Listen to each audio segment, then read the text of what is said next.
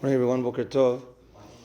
So it's been busy days these days. So I actually didn't prepare for this morning shiur or mishle, but I'll make up for both of them right now. On Friday, I went through a question that happened in my home, and I want to share it with the Kahal Kadosh. So we learned this already, maybe over a year ago in our daily halachot, the halachot of Bishul Akum, the laws of a non-Jew cooking food, kosher food, for a Jew. So it was an enactment of the Chachamim, Midirabanan, to forbid cooking from a non-Jew for a Jew, unless a Jew gets involved. We'll go through the details. The reason for it was because of chatnut, of marriage, meaning we're afraid, and especially back in the day, it wasn't like such industrial cooking. But if a non-Jew prepares a meal for you, the Jew, then there's a connection there. And if that connection could be that maybe you'll marry that person's daughter, or you'll marry that person's sister, and they wanted some separation, and therefore the Chachamim said you can't have cooked foods from a non-Jew. Now, there's two exceptions. One exception is if the food is something that's so cheap, the way the Chachamim put it is, it wouldn't ola lo ola al shulchan melachim. It wouldn't go on a king's table. If it's something so cheapy, then even if they cook it for you, it's not something important that they did for you. So that's an exception. That if they cook that food, it's okay. And also number two, if the food is something that you could eat raw, and they cook it for you, they didn't do much. I could have eaten this raw anyways. They cook a carrot for you. I could have eaten the carrot raw, so it doesn't matter. So even if they cook it for you, it doesn't. Just in brackets, by the way, they came to Rabbi Ovadia Yosef with a question. Fish.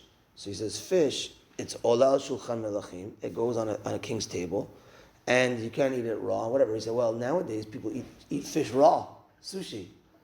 He says, if anashim are meshugayim, it doesn't make the halakha different, right? So in fact, it was a crazy thing to eat fish raw, right?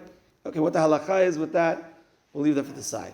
Okay, so now, like this, what involvement does a Jew need to have to say, okay, now it's considered as if the non-Jew didn't cook it for me? So actually, Sfaradim are more strict than Ashkenazim on this. Sfaradim say that you need actual involvement in the cooking. So let's say stirring it once, or putting the food on the fire. So at some point, involvement in the food, then even though they did 99%, you did something, involvement in the food, then, okay. Ashkenazim are a little more lenient, and they say, as long as you turn on the fire. The Jew turns on the fire, and that's it. They could do everything else, Jew turns on the fire. So, there are ways that Sfaradim could rely on the Ramah on this. We won't get into all those details right now, but okay, we could rely on it. Now I'll tell you what happened in my home on Friday.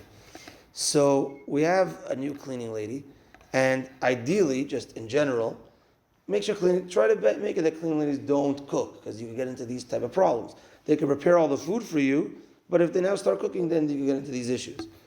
So, okay, my wife told her, no cooking, no whatever, preparing. Okay, we're going through things. As she said, when you're ready to fry the schnitzel, my son's going to turn on the fire, and then do the schnitzel. So she had these type of instructions before. She made a mistake. Later she said she thought only ovens she can't turn on. But the fire, the range, she could turn on. So anyways, she turned on the fire. She did everything herself. The schnitzel was raw. Chicken is something that goes on a king's table. And she made the schnitzel. So there's, let's say, 18 pieces of schnitzel. 12 pieces through. My son, David, he comes to, is perceptive, and he sees he got the instructions from my wife, who wasn't home. I think we were at the hospital, whatever it was. So he got the instructions. You got to turn on the fire for the lady, and he sees she's cooking. So he comes with like a fire. Hey, you're not supposed to turn on the fire. Okay. However, he reacted, but he turns off the fire, and he turns it back on, and now she finishes the last six. So last six.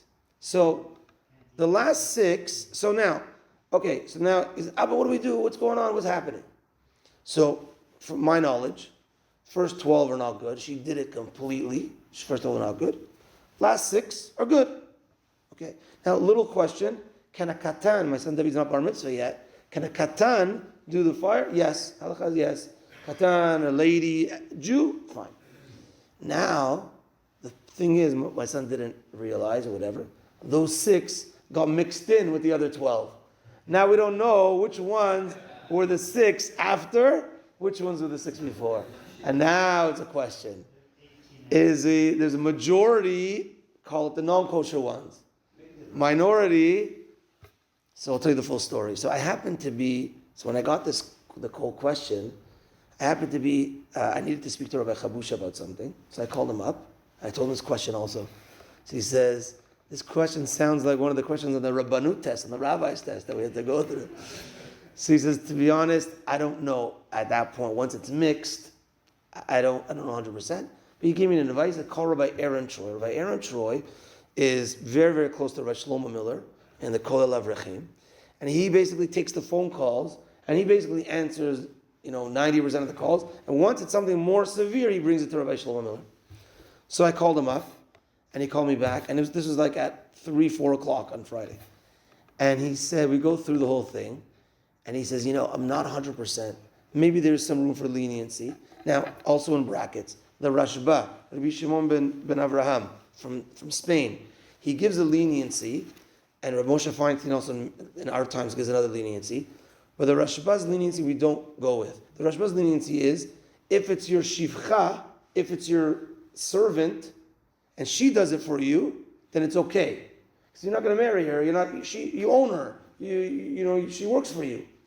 But we don't usually use that nowadays. We don't use that nowadays because we don't have actual shivcha. Well, I don't own this lady. It's not like a servant, a real servant. I pay her $20 an hour. She goes home after 3-4 hours. That's it. So that is ruled out. Rav Moshe Feinstein has a leniency, which we do use when it comes to factories.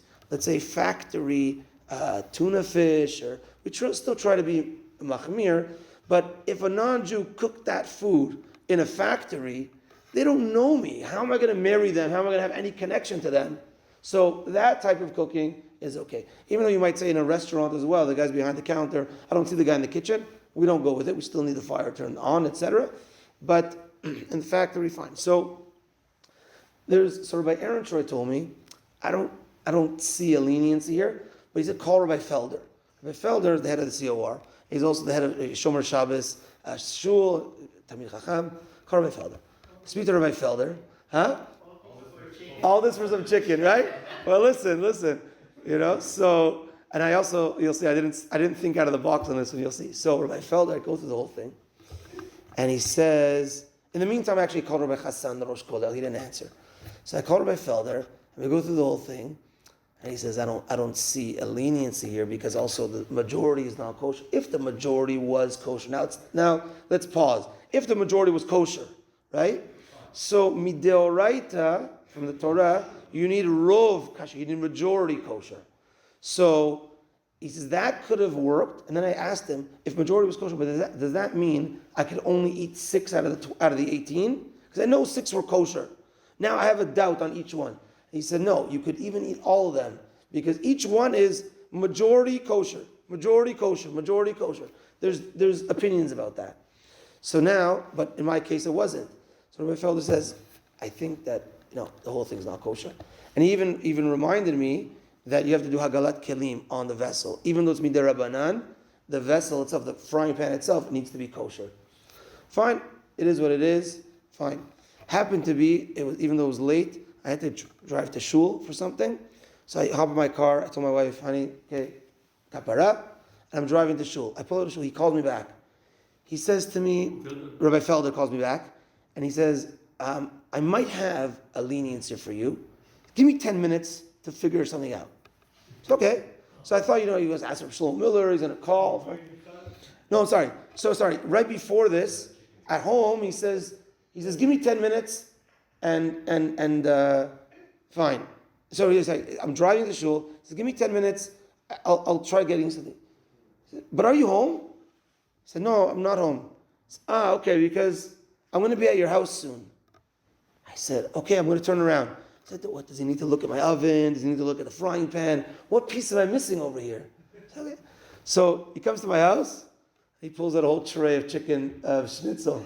He says, my wife was just cooking schnitzel, and it was what a tzaddik, came from down south. It was so heartwarming. It was so nice, and it was just really, really nice. So that was a nice ending to the whole story. Rabbi Hassan happened to call me back afterwards. I told him the whole story, and he actually told me how there might be a leniency in how to kosher the frying pan. That's not necessarily for now, but there is a leniency in that as opposed to Hagalat Kilim. But it was just a beautiful ending at the story, and the warmth of Rabbi Felder coming all the way down. I felt it was amazing, and we got to learn a lot also from the story. So I think that made up for the Mishle Shiur and the regular Halachot Shiur. Chazaku Baruch. And Bezrat Hashem, so Mincha tonight, 6:05, Gemara Shiur, 8 p.m. tonight, not 8:30, 8 p.m. And have a good day, everyone. Tanan D'Eliyahu.